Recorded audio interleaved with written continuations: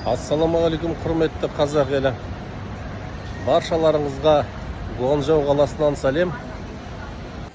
Гуанчжоу қаласында император мұражайында аттың үстінде тұрған қазақты көрдім. Бұл Гуанчжоу қаласы оңтүстік Қытай Гонконгтан 150 шақырым жерде орналасқан.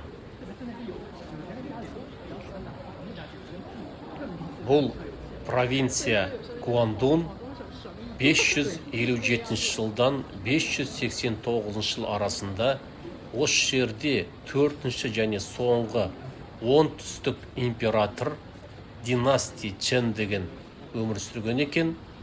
Соның қазіргі осы сарайы, мұражай, осы мұражайды осы Гуанчжоу қаласына келгенде кіріп тамашалаған едім.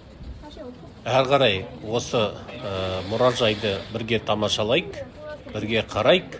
Соңында мен сіздерге жаңағы атқа мінген қазақты көрсететін боламын.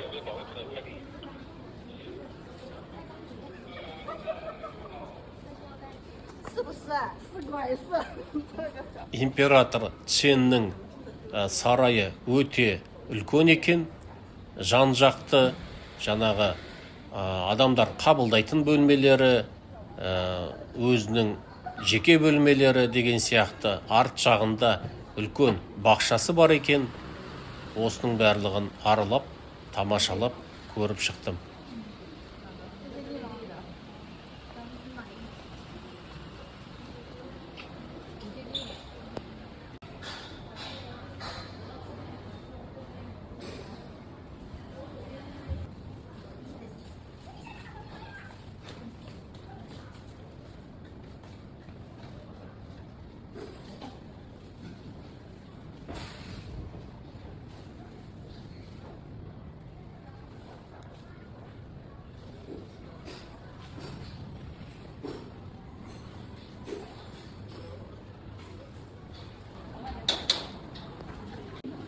Міне осы залға кіріп, осы мұражайды тамашалап келе жатқанда, міне мына жерде бірден көзіме осы қазақ көзіме түсті.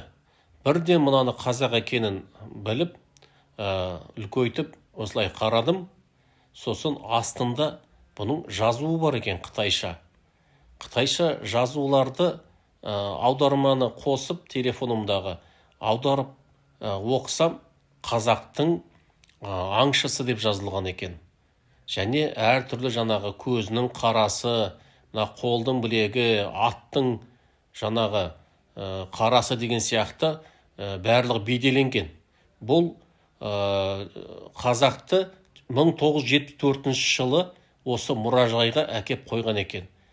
Сонау оңтүстік Қытайда император музейінде тұрған қазақты көріп таң қалдым. Кім қойған, не үшін қойған, өздеріңіз ойланып көріңіздер.